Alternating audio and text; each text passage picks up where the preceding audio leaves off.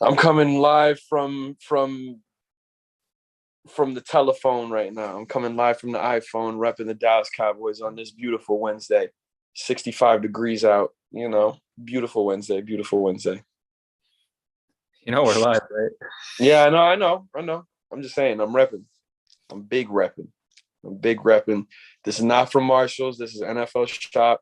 I don't even remember the dude's name that said it was from Marshall's. I forgot his name. It's not that important to me. But I just wanted to say, this is not Marshall's. This is NFL Shop. I only shop official. Damn, they said you're a fraud. I only shop official, my friend. I only shop official. Why isn't it live on the sports hit list thing, though? That's weird. Like, I didn't get the notification or anything that they're live. I got a notification. Really? Yeah, I did. Well, let me see.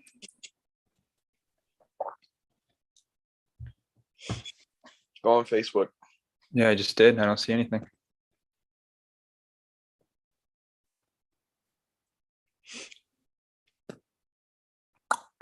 I'm going to eat after this, man. I'm going to eat.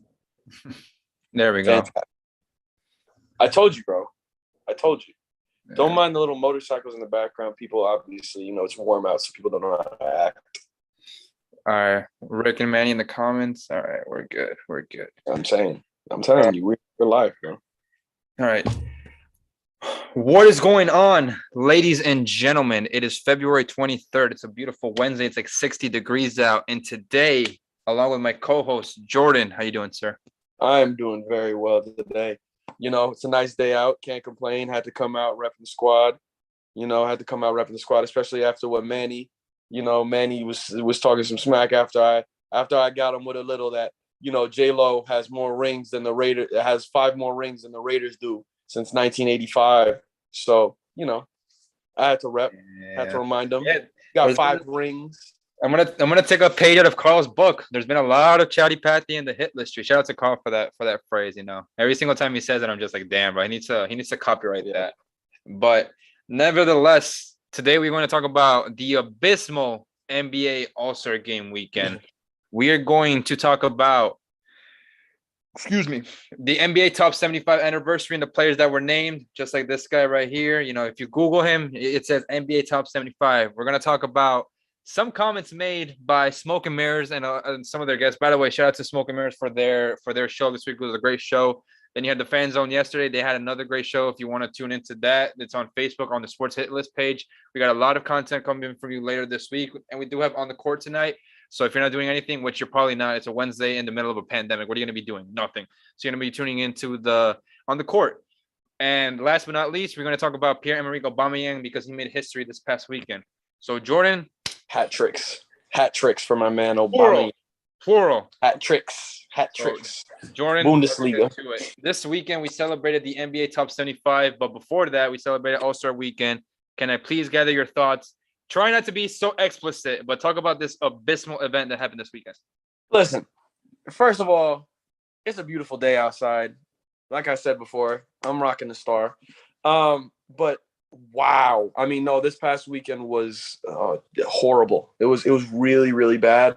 I mean, it's fitting because it was in Cleveland of all cities. So, obviously you wouldn't expect much of an All-Star weekend coming from Cleveland. You have all these big name superstars like all these rappers and all these guys, they're coming to Cleveland, Ohio. Like, this is just it's a joke. But regardless, the only thing I enjoyed obviously was the ending of the All-Star game.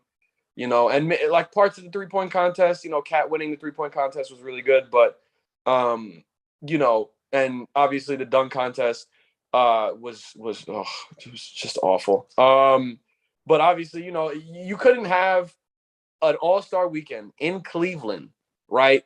And then LeBron James not having that shot at the end, that fader on Zach LaVine. That was easily like my favorite part of the whole All-Star weekend. Again, I love to see my GOAT. I love to see him, thriving and doing that, doing a big thing in his city, being the captain of his team. That's what GOATs do. I don't know if, Michael Jordan can relate, but that's what GOATs do. And other than that, though, it was a really good a really good game, but not a good All-Star weekend as a whole. Not a good All-Star weekend as a whole. And let's just spit the bars. The new skills challenge, it was an improvement, but it was god awful. The dunk contest, I wanted to watch that shit blindfolded. The 3-point contest was literally the highlight of the weekend besides the All-Star game. The 3-point contest was the highlight of the weekend. And I don't know if you saw, but Karl Anthony Towns, obviously the players are not allowed to wear jewelry, and they let Karl Anthony Towns wear his mom's chain. So that was pretty dope that the NBA let him do that. But outside of the NBA Top 75, outside of the All-Star game, the highlight of this weekend was Karl Anthony Towns, in my humble opinion, winning the 3-point contest because, number one, he's a big man. Number two, a lot of people were questioning why Cat was in the All-Star game when he's like a career 38, 39% 3-point shooter. And I don't mean to leech off his mom's death because, a lot of media outlets like to do that whenever someone doesn't want to like get vaccinated, whatever the case may be. But Cat winning it for his mom, given what he's been through in these last 2 years, it was pretty amazing to watch, And I think he had plus 1,300 odds to win. So if you bet $100 on Karl Anthony Towns to win this past weekend on FanDuel, you made 1,300. There's a lot of people that did make that bet. There's a lot of people that bet more, and they were able to make that money. But I personally was happy for Karl Anthony Towns, given that, like I said, his history, what he's been through the last 2 years, and he was just letting it fly like nothing. I don't remember if it was someone in the sport hit list or it was on Twitter. Someone said the 3-point contest is not the same without Steph Curry. What do you think about that? Yeah, but like you saw it in the All-Star game, man. Steph had to remind you who the 3-point god was. This man's shooting it from half court, turning it around before it's halfway in the air. I mean, this man, I think it's better to not have him in the 3-point contest because we just know Steph, because it's like, how many times are we going to have to watch Steph Curry shoot from, the corner and then from the top right or the middle and the top left and the left corner? How many times are we going to have to watch that to just know that he's the greatest 3-point shooter of all time? It's fine. We don't have to see him in a 3-point contest. It's just, I mean, we know who the 3-point god is. So it's going to be interesting to see other people shoot at the 3-point contest rather than Steph Curry, because it's almost like, imagine if LeBron did the dunk contest for 12 straight years. Eventually, after a while, it'd get kind of boring, because it's like, who's probably going to win, especially LeBron in his prime, who's going to win. There's no real actual competition, especially with 3-point contest. I know we want to see Steph get taken down from that mantle, but it's never really going to happen. He's a 3-point god. After a while, it's not going to get any more interesting. So, I'm totally fine with leaving Steph out. 100%, 100,000%. I'm glad you jump-started the next topic. The dunk contest was abysmal. It was terrible. It was basura, garbage. There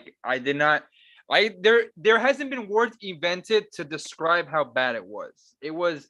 Oh, another thing, the Rising Star Games, that was pretty good. I'm not gonna lie. That little tournament that they had or whatever, that's another highlight of this past weekend, to not point out the negatives.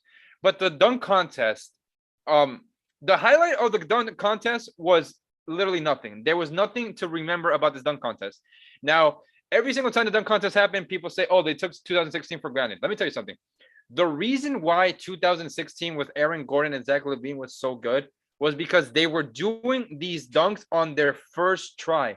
This man, Zach LaVine, dunked from the free throw line on his first try. He dunked on a windmill on the first try. Aaron Gordon between the legs on the first try. Everything that Zach LaVine and Aaron Gordon did in 2016, it's not to be nostalgic or whatever, but everything that they accomplished in that draft, it was done in that draft, in that dunk contest was done in the first time. So, Jordan, what did you think about this dunk contest? And what do you think was the highlight? Because, honestly, I can't remember one of them. Obi Toppin winning it was probably the highlight. There's not really a highlight. I'd just say there's funny moments, like Jalen Green. Obviously that's my star, that's my guy, that's my future right there. I'm looking at Jalen Green's dunk attempts, and to be honest with you, I was laughing because it was just the amount of times he missed the same dunk over and over and over again. It was really funny. Other than that, there wasn't really too much that was going on that was hi, Andres.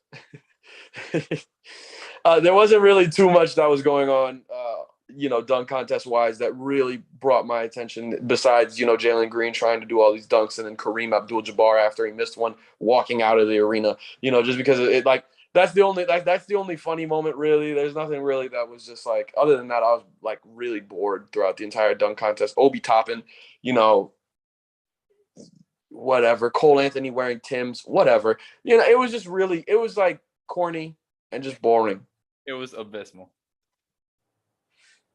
The last good contest that honestly, the one that they had in Atlanta, the bubble one where there was like no fans or whatever, the one with Anthony Simons winning it, that was pretty nice.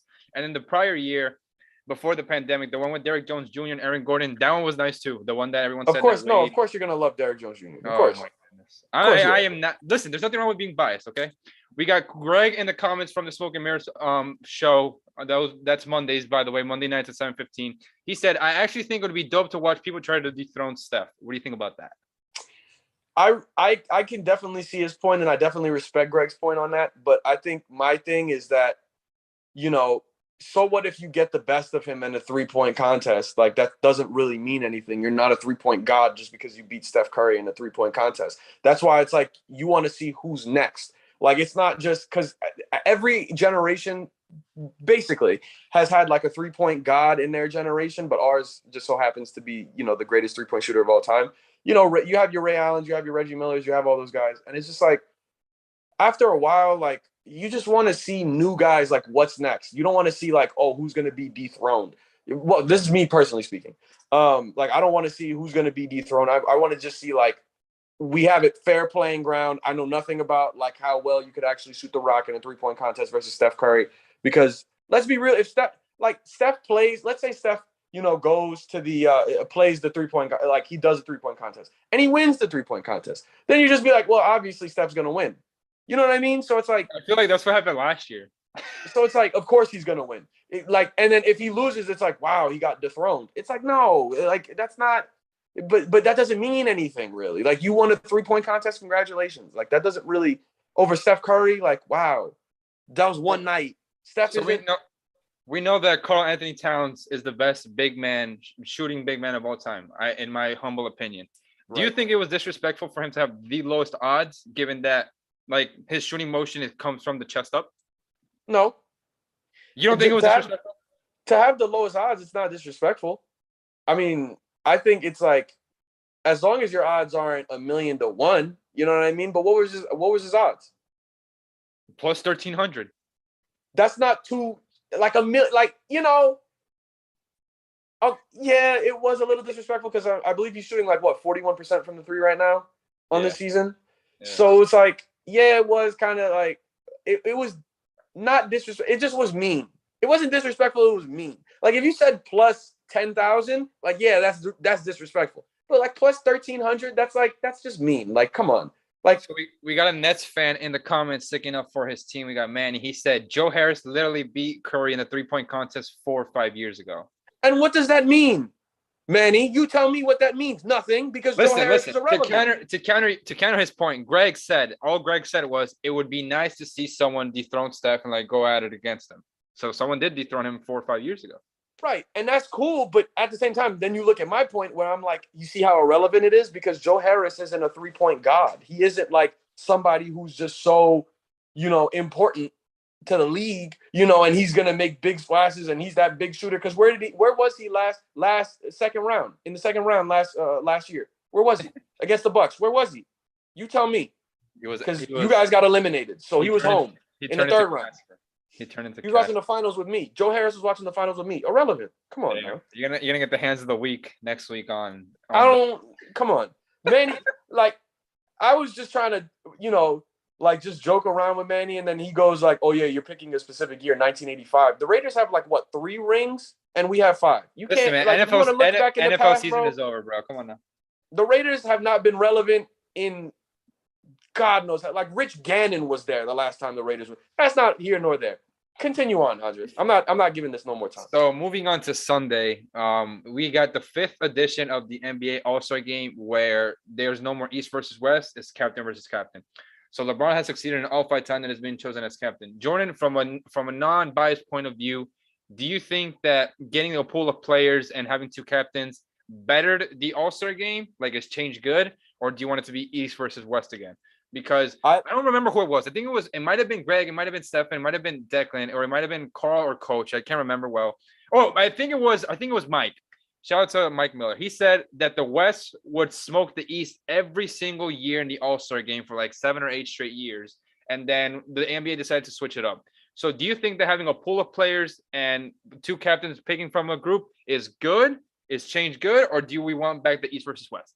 Yeah, the change is good because the game was actually interesting. I was actually like into the game, and I like the new rule of like the fourth quarter where it's like, you know, you got to reach a specific, you have to reach a specific score and you have to beat them by so much points. Like that's better compared to what the old All-Star game was. The old All-Star game was just like it looked like some friendly stuff. Like I want to see some competition. Like I hate to go back to the shot, but like, come on, LeBron. Look at LeBron. You know, like when he's backing down, like that's effort. Like who's doing it like that? Nobody. But Steph shooting from half court, like obviously it's like fun and games for the first 3 quarters, and then once you get to that last quarter, and once you get to that, like they've reached, like they're really close to that final score, then you start to see the effort. I love the new All-Star game. I love also the pool, like you said. Going back to your question though, I love the pool. Like I love just like you pick different All-Stars as opposed to West versus East, because that's just like, you know, who's going to be in West versus East and who is going to play for West versus East, because James Harden was going to play. You know, Kevin Durant, Kyrie Irving, these guys, like the East, no matter who the East threw out there, they would have probably put up some Joe Schmuck down the block in Cleveland. I mean, it would have been horrible if it was East versus West. That's why I love the new dynamic of you know, these guys get to pick the pool as opposed to the old dynamic of just like, yeah, you're on the West, you're on the East.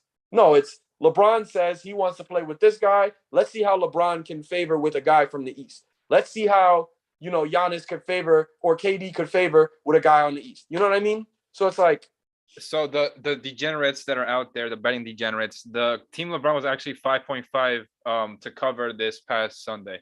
But the tribal chief said, Carl said, LeBron has never done a dunk contest before, so we wouldn't know if he would win. Once again, you gotta give it to him. He's not wrong. He's not wrong, but it's just like sometimes you have to throw a hypothetical in there, Carl. You have to throw a hypothetical sometimes. It's okay to use ifs on some standards. We're just using an if for this. We're not using if they won a championship or if this. We're not getting into a serious debate. We're talking about the All-Star weekend. This isn't serious. I think he has you. I think he has you a little rattled. I think he has. No, I'm not rattled. Carl can't rattle me. He's known me since I was 14. I'm 22. 8 years he's known me. Not once have I been rattled or was like, you know, on the edge of my seat or Carl had me. No, man. Come on. Wait. So why doesn't LeBron do the dunk contest? Because he's too good for the dunk contest. Come on.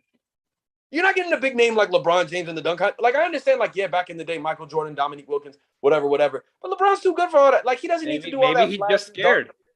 What? Maybe he's just scared. I mean, if you see some of the athletes that are out there now, like, I mean, obviously now he would never do the dunk contest. But, like, back then, like, some of the athletes back then were actually, like, and still now to this day, like, the athletes are absolutely insane. So you're like, saying the competition was better in the 90s. Interesting. So when it comes to the All-Star game, I never said that. For a dunk contest, maybe. Because it was Dominique Wilkins and Michael Jordan. When it comes to the All-Star contest, I know Carl's a big advocate for Adam Silver, but the thing about Adam Silver is he's a yes man. So a lot of people, they like the change and they like the All-Star game. They like the dunk contest because everything the fans say, he goes with it. They're thinking about adding a playing tournament inside the season in the next 2 or 3 years. I don't know if that's going to happen. But when it comes to the All-Star game, I don't mind the new format of there's a pool of players and there's 2 captains, the most voted captains, and they get to pick and choose who they want to be on their team. Like, I don't mind that at all. I don't mind the fact that it went from East versus West to the pool of players. The thing is, honestly, you don't see that in other sports, though, because of the level of competition. That's just the cup of tea. Moving on to our second topic of the afternoon, ladies and gentlemen. If you did not watch the All-Star game, but you tuned into the halftime show on Sunday, then you didn't miss anything at all. The halftime show on Sunday was beautiful. If you were living under a rock, they honored the top 75 or top 76, as Eddie says, the top 75 players of the NBA, celebrating celebrating the anniversary of when the NBA merged back in 1945. So Jordan, obviously your guy James Harden was up there, but what do you think this means to these superstars and these players to like see their name up there? Because there's a lot of players on that list that they wouldn't know if they were going to make it out of the hood. They didn't know if they were going to see it tomorrow. They didn't know if they're going to be able to put food on their table. So what do you think it means for these athletes and these basketball players to be like, in 2000 billion years of NBA, I'm one of the best players. We've seen 3 billion players come and go, but I'm one of the best 75. So what do you think the players, from a player's perspective, what do you think they're thinking? I mean, you got to be thinking, because the amount of people that have gone into and out of the NBA, and it's like your craft, how hard you work to get to this position and finally get that recognition of, yeah, I'm one of the top 75 best players that has ever played this game. It has to mean so, so much, because just thinking about it, like, if I ever got recognition to that level where it's like so many people, like imagine you were top 75 ever, like best journalist majors of all time at Stony Brook. Think about that. How many people claim journalism as their major and you're voted as the top 75, and the journalism department's been open for God knows how many years, right? That would mean something to you, and especially if it's like, even if it's 1,000 or if it's 5,000 or 1,000,000, being top 75 out of like, at least if it's like 1,000. I mean, it means a lot to you. Let's And say a billion players. Let's say a billion players. Right.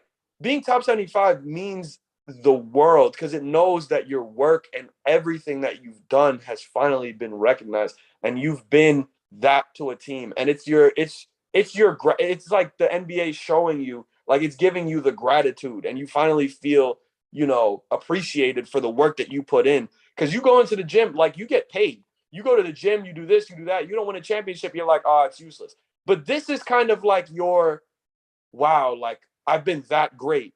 Cool. Like, finally, like I could actually applaud myself and be like, wow, like I did something. Like I did something that's bigger than myself. Like that has to be that thought process. At least if I were in their position, that's how I would look at it. I don't know if like, because Michael Jordan has to know that he's going to be top 75. LeBron James has to know that he's going to be top 75. Ray Allen, do you know? What do you think about Ray Allen?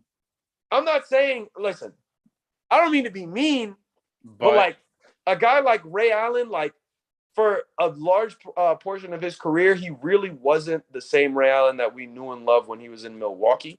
Like that, the Ray Allen in Boston and Miami was more of just like a 3-point specialist, just chilling in the corner. You just pass it out to him. He just shoots it. He makes it. He had the most 3-point makes. Yeah. But it's just,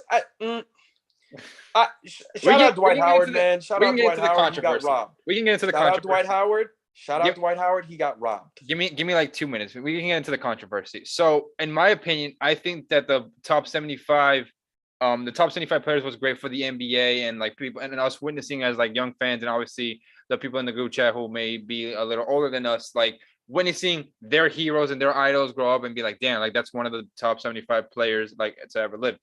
For example, we know Manny, how big he is on Jason Kidd, and we have Eric in the comments as well, how big he is on Jason Kidd. So Manny seeing Jason Kidd's name, he's probably like, holy shit, like my childhood hero is one of the best 75 players of all time. So that's how I felt when I saw Dwayne Wade. So seeing Dwayne Wade on the NBA top 75 list, obviously I know he's one of the top 75 players of all time, but seeing him on that list was just like, damn, like my childhood hero went up to be one of the best 75 players to ever live. Like the NBA has seen 300,000 gazillion, million, billion, trillion players, and Dwayne Wade is like one of the best 75 to ever live. Now, if we're going to flip it a little bit, my guy, Damian Lillard, was named as well as one of the best to ever play the game. Now, Jordan, with that being said, who was snubbed and why? Take the floor. Dwight Howard. This man carried the Orlando Magic for all those years. This man would average like 20 and 15 easily. He would do 20, 15 easily. And then like no disrespect to Damian Lillard. No disrespect. But there's only disrespectful. I'm tired of you. I'm tired of people saying that. Be disrespectful. Say it. I'm not trying to be disrespectful. But when I say that Damian Lillard only has a couple of moments that I really remember, like the game against Denver last year in the playoffs, or when he dropped like 50 and he carried them to 55. was it double OT? 55. Oh, excuse me. 55 and carried them to greatest statistical playoff game of all time. that was one game. Congratulations. But has not made it past the okay, let's see this. Hold on. So I remember he beat Houston with that shot. Congratulations. Got knocked out the next round. I remember he carried, or actually, no, didn't they get swept by New Orleans? In 2018, yeah. Thank you. And then, okay, the shot against OKC, very, very iconic shot. But an iconic shot should not make you a top 75 player. I'm talking about, like, what have you done in the league? And Damian Lillard has not done a lot in the league, my friend. Okay. So I'm glad. So out of all of the names on the list, that's the one that bothered you the most. Specifically Damian Lillard that has me in question. I think he's a superstar. He's really good, but I don't think I just think he's a glorified Durant Williams with a bunch of like prime Durant Williams. He's like a glorified glorified Durant Williams with like a couple of extra shots and game winners in the playoffs. So that's the name that bothered you the most. Not Dave Bing, not Anthony Davis, not Lenny Wilkins. None of those guys. Nope. I'm glad you said that. Okay, so we're going to do an exercise. So who's better? Ready? This guy has 5 NBA All-Stars, 3 NBA third teams, and he's a part of the 50-40-90 club. That's it. That's his resume. Or someone that is a 7-time All-Star, All-NBA first team, All-Defensive first team, steals leader, and most improved player. Who has a better resume?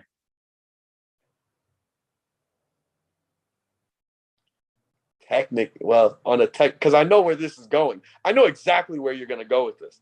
Answer the question. Who has a better resume? The second guy. The second guy, right? So you're telling me that Paul George should be NBA top 75 over Reggie Miller. That's what you're saying. So if Damian Lillard hasn't accomplished anything in the league, what did Reggie Miller do? Okay, now check this out. Let me cook. Hold up. Okay, Reggie Miller, right? Reggie Miller. He gets looked at as a second coming of Christ by Pacer fans. What did Reggie Miller do in his career besides the NBA three-point record? Which I'm not taking away from. He can make 2,900 and something threes.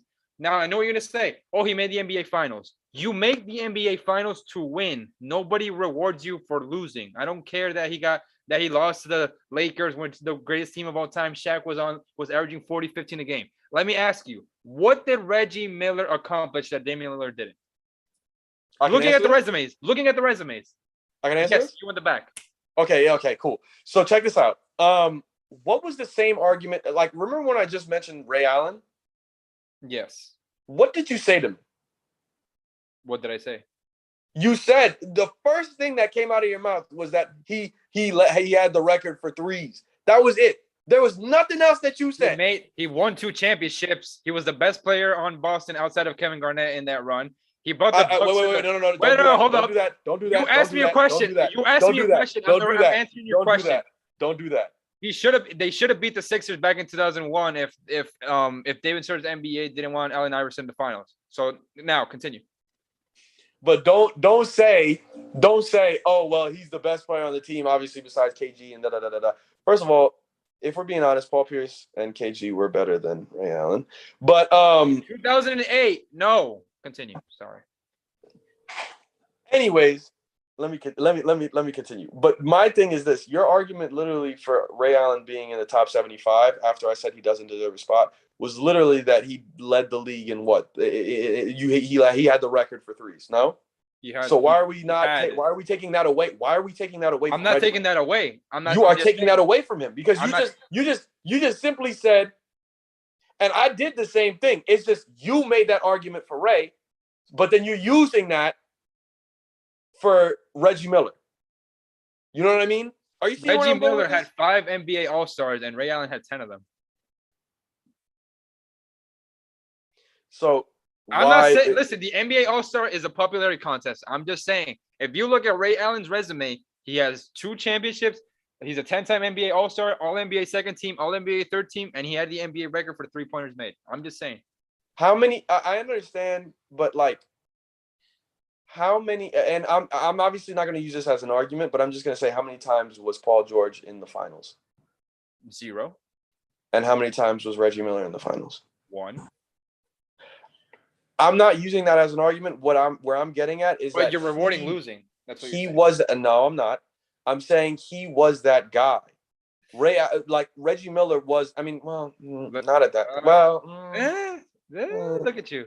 All right. I mean, So in the '90s, he definitely he definitely was that guy though. We're gonna look at the comments. Eric said Vince Carter. What do you think about Vince Carter? I don't think he had. Good player, not top 75. Vince. Yeah, Vince Carter is not a top 75 player. Not at all. Shout out to Rick and shout out to FanDuel. He said the problem with the list is that it was a brand new list of 75 from scratch. Can't just give the original 50 or 25 automatic spots for life. Rick never lied. He's not wrong, honestly. He never lied. The thing is, when they make this list again in 25 years, it's gonna be wider. But to be fair, there's gonna be a lot more talent that's gonna be involved. Yeah, like there's I think 25 years of players. Is going to be top 100 in 25 years, for example. You mean to tell me there's not going to, like, in the next 25 years, there's going to be a whole generation of kids that are getting drafted like this year, the next year, the next year, the next year, the next year, that are going to be retired by the time we get to that list. Yeah. So it's a lot of talent that's going to be running through the NBA. It's a lot of different guys that are definitely going to be, it's going to be a bigger pool of people to pick through. I'm surprised nobody in the comments has mentioned this, but what about Manu Ginobili? You're doubting Manu Ginobili. I don't like Manu Ginobili. I wonder why. I'm not doubting him, but I just don't like him. Do we roll the tape, ladies and gentlemen? Do we roll the tape? No. What Manu Ginobili did for basketball, for international basketball, for basketball in the United States, like, it's iconic. They won the gold medal with Argentina back in 2004. That alone should make him NBA top 75. He was the best player for the Spurs during the 2005 run. He won 4 championships. You can talk about Dwight Howard being the biggest snub, sure, but I think that Manu is very underrated for who he is as a player. I get that he was a 6-man, this and that, but if I had to take one player outside of Dwight, I think it would be Manu Ginobili, and definitely and Draymond Green. If anyone should be crying about getting the NBA top 75, it is not Mr. Klay Thompson. It is Draymond Green. Draymond Green didn't even say nothing about it. 100,000% Draymond Green. I think that Draymond Green should have been top 75, and he was the one that got snubbed. Him and Manu. I don't think Vince Carter deserved to be on that list. Oh, and for everyone in the group chat, Tracy McGrady never won a playoff series in his career. He is not top 75. I don't know where. First of all, I don't know where T-Mac came from. I also don't know where. Tony Parker came from. Yeah, people were trying to argue Tony Parker better than Russell Westbrook. Just disgusting. Disgusting. That's dirty work right there. That's dirty. But overall, you like. Oh wait. Oh, by the way, you just said LeBron was your GOAT. If you watched the top 75 this past weekend, who had the loudest reception? Michael Jordan, and they were in Cleveland. Thank you very much. Moving on to the third topic of the afternoon. We got to talk about Pierre-Emerick Aubameyang, man. He scored a hat trick this past Saturday. He is the only player in the history of the sport to score a hat trick in 4 different leagues. But Jordan, for you being an Arsenal fan, seeing history before your very eyes, what did you think of this? Aubameyang's always going to be my guy, bro. He's always going to be my guy. I just remember, obviously, making it to the Europa League final and how, excited I was back in 2019 and when we got him from Germany, but it's Dortmund. How excited we were, like how excited Arsenal fans were. It was just a great time, man. And when he got the Black Panther mask throwing up the Wakanda Forever. Oh my God. Obviously I'm happy to see him do it and make history like this, to score hat tricks in those 3 big leagues. It's something, and I'm so happy. I think it was in the last century. He was the last person. He was the first person in the last 4 century. 4 big leagues. 4 big leagues, excuse me. I'm sorry. I can't rob my man's moment. But it was just tough how it had to end because Arteta wants to go in a different direction. But obviously, I'm really happy for Pierre. I'm so happy for him. I saw the hat trick. I was like, wow, he did that in La Liga. You know what I mean? It was just with Barca. It's just I'm so happy for him. It's my guy, bro. That's my guy. Yeah, so a lot of people said that Aubameyang was finished. So seeing him like actually score like a hat trick this past weekend, and like in his first game starting for Barcelona, just seeing him do that was like pretty cool. And like it's always nice to like witness history. So shout out to Aubameyang. But hey, listen, the Champions League is once again back. Last week I don't know if you saw, but Bayern ended up drawing, and we both agreed that they were going to smash them at home. Correct? Right. The defending champions Chelsea yesterday. We got to give a shout out to Rick. We got to give a shout out to the Sports Hit List football chat. We got to give a shout out to Manny. We got to give a shout out to Tim for being in that group chat. Christian Pulisic scored the 2-0 for the defending champions Chelsea, and they have a comfortable lead heading into the second leg. So Jordan, I know you're an Arsenal fan, but seeing someone like Pulisic score is always a good thing. He has 4 knockout stage goals. Only Javier Hernandez has more as a player from the CONCACAF, which is the North American League. So seeing Pulisic score for Chelsea, I know it's bittersweet, but what do you think about witnessing this? It's bittersweet from like an Arsenal fan standpoint. It's like, oh yeah, screw off, whatever. Yeah, who cares?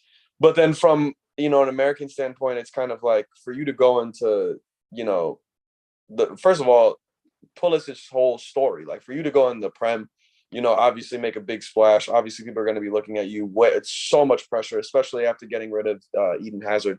And you now being like one of those guys on the team. And then for you to actually, Champions League football, like everything that Pulisic is doing right now, especially except for, because he grittied yesterday. Yeah.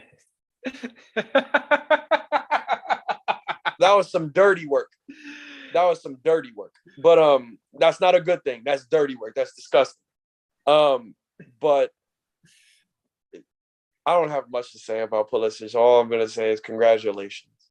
From an American standpoint, represent. But from an Arsenal fan standpoint, I don't care. But yeah, so the defending champions Chelsea, they won their game 2-0 against Lille. The second leg will be in 3 weeks. The USA has some qualifiers going up. Like Jordan and I said, we're gonna continue to give you guys the best soccer content that we can. Shout out to Rick in the comments for repping his Blues. We got the World Cup in November, so we're gonna make sure. Slow down. My bad. I didn't know this. This is new information. Rick is a Chelsea fan? Yeah, he's a Chelsea fan. Carry on. Rick, I loved you, man. Well, he's also a Laker fan too, so it's just getting harder.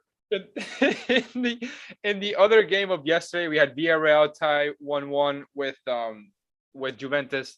Dusan Vlahovic made history by becoming by scoring after 33 seconds, but it's not a record. The record is actually 17 seconds. So, Jordan, I know Arsenal had their eye on Vlahovic, so seeing him score after 32 seconds, I got to ask you, how you feeling? Pain. This whole season has been a flirt, man, with being top 5. And, it's just been up and down and up and down and up and down. And, climbing up those points and literally being so close to reaching back to Champions League football. It really, like, this year is it for Arsenal. Like, when I say this year is it, like, I mean, like, they have to make Champions League football. This is a really big turn, especially because, I've heard threats of so many, like, literally this team might, as a whole, capitulate just because of how, like, after a while of being on a team that's mid, you don't want to be there anymore. And with a season that has so much promise, obviously what happened in 2019, that gutted me because of, obviously Aubameyang, Chelsea beating us bad in the Europa League final. Yeah, I think it was 4-1. You don't have to remind me. You don't have to remind me. I wasn't. You don't have to remind me. No, I don't care. But yeah, it's just, obviously there was rumors of him coming over, but congratulations for your 32-second goal. Congratulations. That's all I got to say. Why are we picking on me today, Andres? Why is it me? Why are we picking on me? Why? In the James Harden making top 75. Then it's, Aubameyang scoring a hat trick. Vlahovic, doing all this. It's like, dude, come on. Let me free, man. Come on. Give me something that, like, I could actually like. And I could brag about, not feel, and Pulisic doing all that. And it's like, come on, bro. All these different things left and right. I'm getting hit with 4 strays, man. Come on, give me something better. Give me something better, man. Give me a topic that gasses me up, bro. Because this isn't whatever. In both games today, we got 2 emotional thrillers. Manny's in the comments saying Manu is getting cooked. In football, unfortunately, it doesn't matter if you get cooked. What matters is if you score more goals. So United just made it 1-1 with the goal from Anthony Elanga with an assist from Bruno Fernandes. And shout out to him because he's like 20 years old. He scored this past weekend. In the other game, we do have Benfica and Ajax. So Ajax has received 5 goals in the league this season, and they've scored 70 of them. They're first, and they're only first by like 5 points. So Benfica and Ajax, they're drawing right now 2-2. That is in the 81st minute. Another thing, I know I told Rick and Manny in the soccer group chat and Tim and Guapo and everyone else, but there's no away goal. There's no away goal rule this year. So whatever the result is, it doesn't matter because it's all going to be decided in the second leg. Moving on to our last topic of the afternoon. Ladies and gentlemen, this past week, we heard a lot of comments on the Smoke and Mirrors podcast. Why'd your camera go? Hold on. Talking about my team, and talking about how they are not contenders. Here at the Sports Fellas, we don't sub people. So, Mr. Greg, I told you he was going to remain calm on your show. Now it's my turn. The Miami Heat are the only, as you said, they're going to lose. They're going to fall off. They're going to be a 4-5 seed. The Miami Heat are the only team in the East that are top 10 in defense and offense. Their offense is ranked top 6. Their defense is ranked top 8. The Miami Heat have had the 8th most injuries this year. 16 players have missed 212 games. Our big 3 of Kyle Lowry, Bam Adebayo, and Jimmy Butler have played in 21 games together, and they have a 15-6 record. They have a net rating of 16.7, which is the most in the NBA for a trio that has over 300 minutes. Let me just say that. Number 2, Mr. Declan Krogman. I don't like the way you talk about the Clippers. I'm not a Clippers fan, but 2 of my favorite players play for them. You talk a lot about the Clippers, saying how they were the disappointing team of the season when the Lakers are literally right there. The Clippers have had 16 players miss 289 games. Let me say that once again. 289 games, which is the second most in the NBA. They're still a 500 team. They still have a top 10 defense. They still have a better record than the Lakers, who have arguably the greatest player of all time. And they're in a playoff spot right now, or in the play-in. So let me just remind you of that. The next time you talk about Paul George or Kawhi Leonard or the Clippers or the Miami Heat, just remember, the Miami Heat are the only team in the East with top 10 defense, top 10 offense, top 5 in net rating. The Clippers have had the second most injuries in this season, and they're still in a playing spot. I just had to throw that out there. I'm sorry, man. You know, I'm not a bad character. I'm not a bad guy. I'm not a good guy. Carl, I am the guy. So I just had to put my team on my back and stick up for the Miami Heat. Brent, thoughts and comments on who's the best team in the East?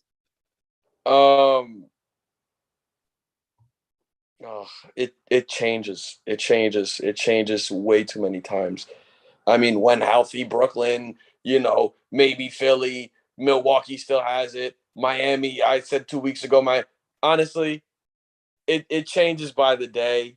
It's not like who's at this point. It's a wild goose chase in the East. The East is a mess. It's just I don't even know what the heck's going on in the East.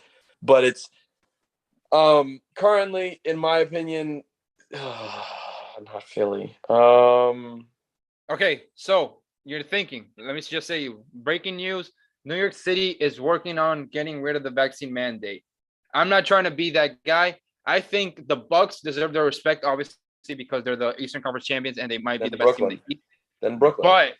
But if we're talking about Kyrie Irving playing home games, we're talking about Ben Simmons and who he is as a player. We're talking about Kevin Durant, one of the best scorers. We're talking about Seth Curry. I think the thing is, Manny would agree with this with me, and so would Tim. The thing that is holding the Nets back from everyone saying that they're going to win is correct, Mr. Steve Nash. When it comes to the playoffs, I've said this. Why'd you look at me like that? When it comes to the playoffs, I've said this many, many times. The playoffs is all about coaching. You can have all the star talent in the world. Glenn Rivers. You can have all the star talent in the world, but if you're not a good coach, if you're not a competent coach, then you get the benefit of the doubt. So Jordan, with that being said about the vaccine mandate for Kyrie Irving, who is the best team in the East right now? Brooklyn.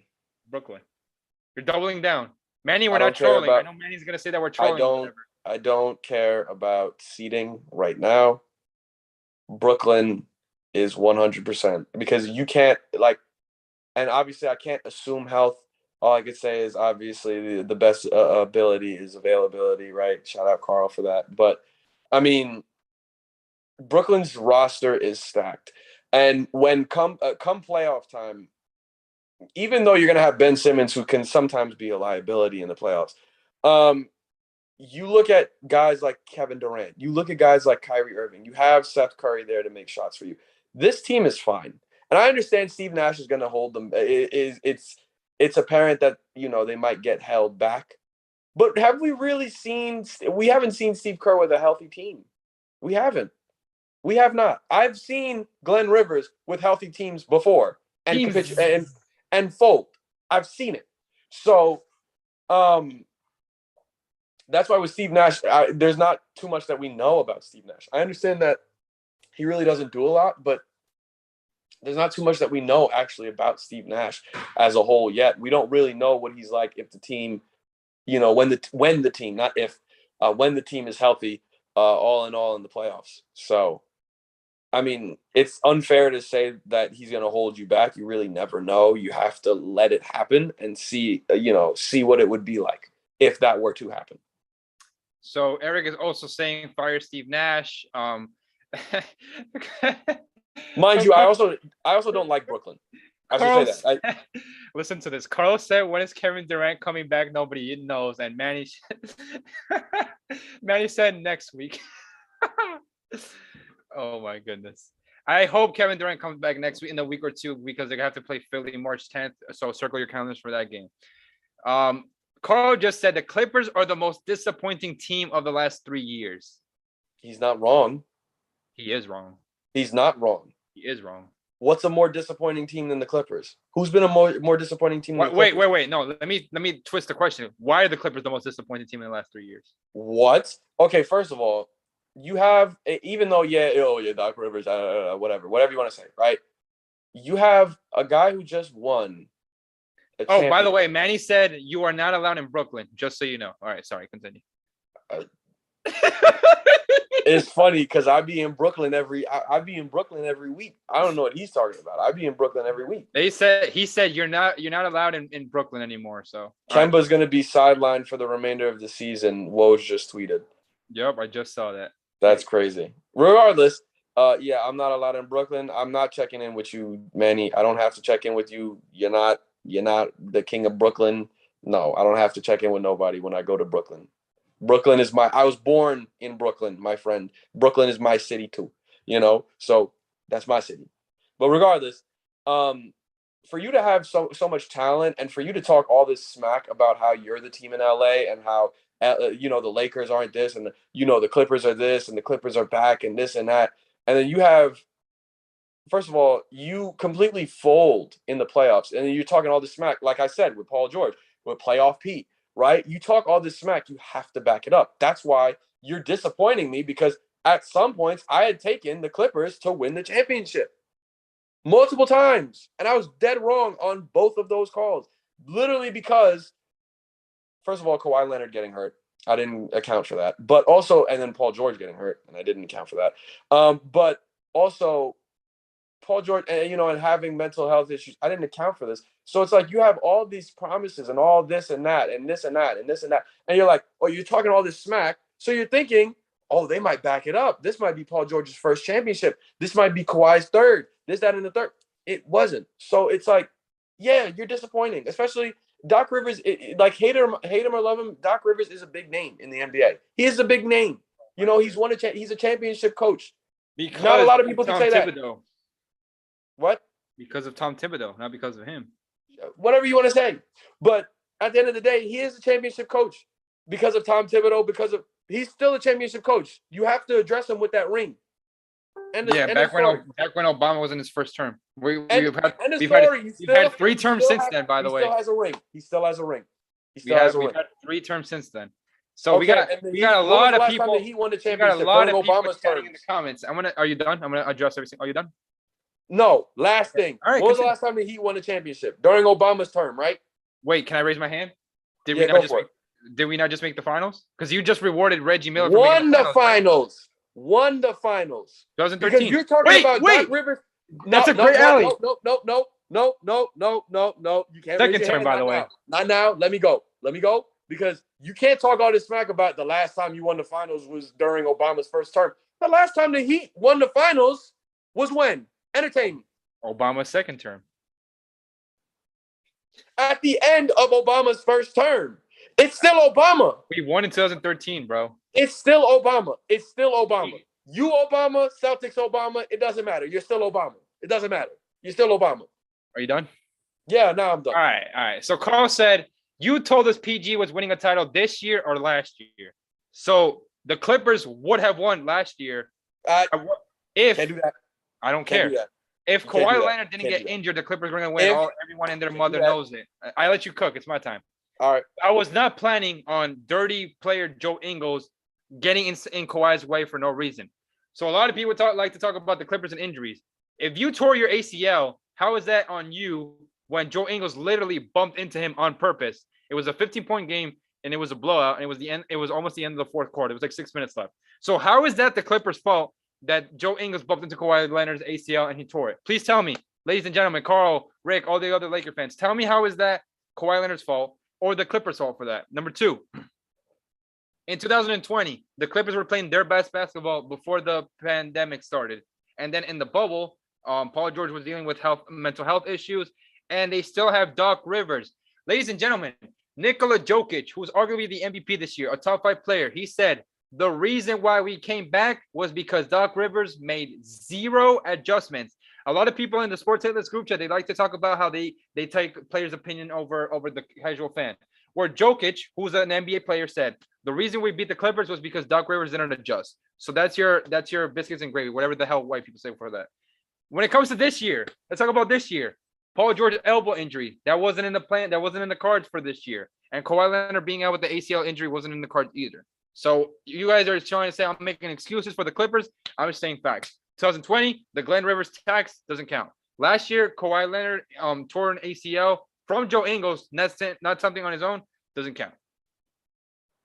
So Andres, follow me here. Wouldn't that make them disappointing that the fact that you thought that they were going to win the championship, even though you can add the injuries in there, even though they did get injured, and that is unfortunate, but that is also disappointing. You went under, what you were expected to do. And I understand it might have been because of outside forces, but at the same time, it's literally disappointing.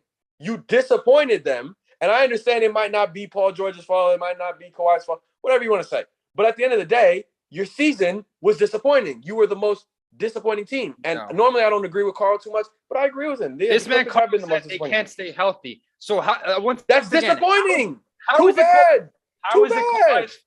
Kawhi's fault that someone bumped into him? Please tell me. It's disappointing. How is that his fault? It's not his fault. It's disappointing. Are you getting you have to listen. So wait, Mania is saying the Nets gotta be included in being disappointing with injuries and all, especially if they don't win this year. Gotta be consistent. So if the Nets don't win this year, then we can blame injuries, right? First of all, no. Why not? Because you're talking about two different franchises and two different situations. Did the Nets? Because you have two superstars. Stop it. The Nets, KD, Kyrie, and James Harden. As far as I remember, I never had to hear them. I never saw them put up a billboard in Brooklyn claiming that this is their town. I never saw one of them say, I'm playoff so-and-so. There's a playoff so-and-so, and we're this, and we're that, and we're going to win. I'm glad you said that. Continue. I'm glad you said that. You want to talk all this smack, and then guess what? All these unfortunate things happen. It's disappointing. You're disappointed. Yeah, the Nets had a disappointing team, but over the last 3 years, the most disappointing team over the last 3 years has been the Los Angeles Clippers. Not individual seasons. I'm talking about overall in the past 3 years. Like Carl said, overall in the last 3, if you add up all disappointing teams together and how much disappointment has gone along with them in the past 3 years, the Clippers have the most disappointment. Fact. Someone said you love bringing up the playoff P thing. The playoff P thing happened in 2018 when he was a member of the Thunder. So how does that apply to this? So no, okay. How does that apply to this? Because then he comes over to LA and tries this playoff P and does this playoff P nonsense, bro. That's exactly what. Okay, so follow me. No, I'm not. You're all over the place. Follow me. It doesn't matter that he said it in OKC. I'm talking about Paul George as a whole. Was he not the best player in the playoffs last year? There has been 4 players in NBA history to drop 20 or more points in every single game of the postseason. Was he the best player in the playoffs, you said? Outside of Giannis. I was about to say. Outside of Giannis and Kevin Durant, I guess. Crickets. Yeah. Besides, he was. And I'll admit that. But what I'm saying is, if you have this kind of arrogance that you're okay, I understand he said this. I understand. I know for a fact he said this in OKC. I know he said that in OKC. But you have this kind of arrogance. You have this kind of confidence. You're playoff P. You're this. You're that. You take it to LA. You're putting up billboards everywhere talking about how you're going to win and this, that, and the third. And you do nothing. Yeah, it's disappointing, especially because the Clippers blew up a lot to get both of you guys here. They blew up they traded a house and a boat to OKC to go get, and that was the year, obviously, that we got Russell Westbrook, and I was, whatever. But you gave up a house and a boat to get Paul George, and then you signed Kawhi Leonard,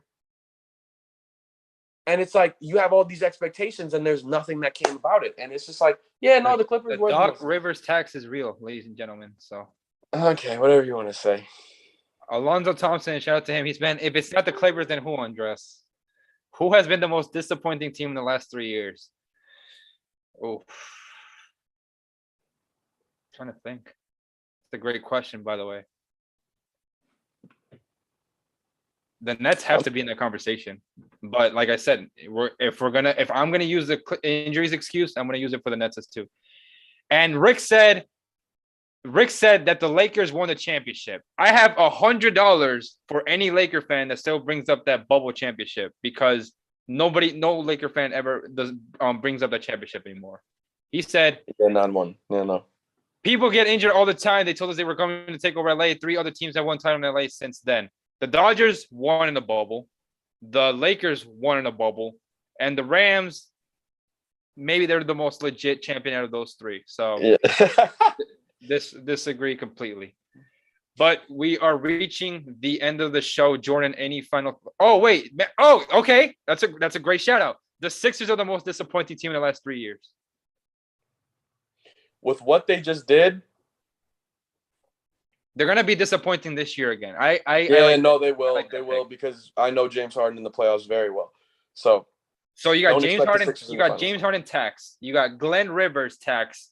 Well, and Embiid is looking like the best player in the world. So and the Sixers traded away their best shooter in Seth Curry. It's tough. It's looking tough. It's looking bleak. But Jordan, tough. Any final thoughts? My final thoughts are this.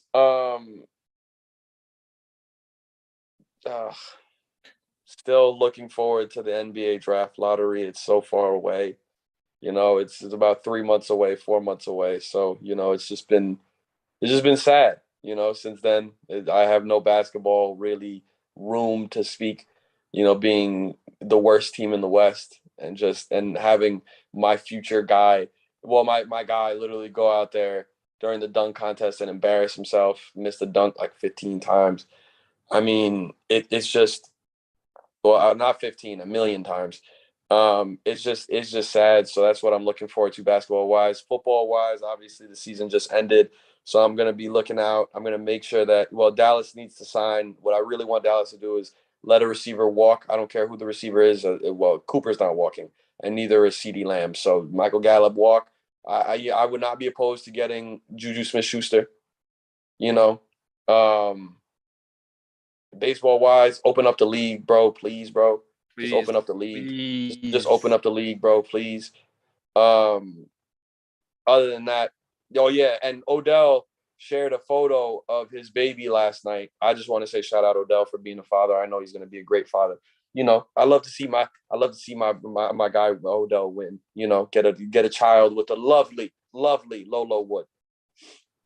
So Manny said the 76ers because they got bumped out by the Hawks last year. 76ers were one of the most disappointing teams in the last 3 years. You got your answer. More than the Clippers. Okay, one of them, but not nope, the most. Nope. That's not the most. They don't have two stars borderline. Well, 2 stars. Nope. Anywho, as I was one saying, of them's a borderline superstar. One superstar and one borderline superstar. I want to give a shout out first and foremost to everyone that was in the comments. It's a lot of names, but I'm going to try to get through all of them. Eric, thank you for being in the comments. Manny, thank you. Rick, thank you for being in the comments. Greg, Carl, thank you for being in the comments. Alonzo Thompson, thank you for being in the comments. I know Coach was briefly in the comments trying to see what was going on. And anyone else that tuned into the show, thank you. But Jordan, what are you doing tonight? Definitely gonna watch. Nothing. Oh my gosh. You're doing nothing. You're watching On the Court with Carl, Mike, Ziggy, Coach Wall, as they give you another breakdown of the NBA All-Star. And maybe there's another debate. We got to tune into that. After the On the Court, we got the AEW injection. What are you doing tomorrow? Nothing, right? You're watching the beat with Deb, the First Lady Kalange at 6 p.m. I know how you're going to start your week. You know how I'm going to start my week? I'm going to start my week by watching Smoke and Mirrors with Greg, Steph, and Declan.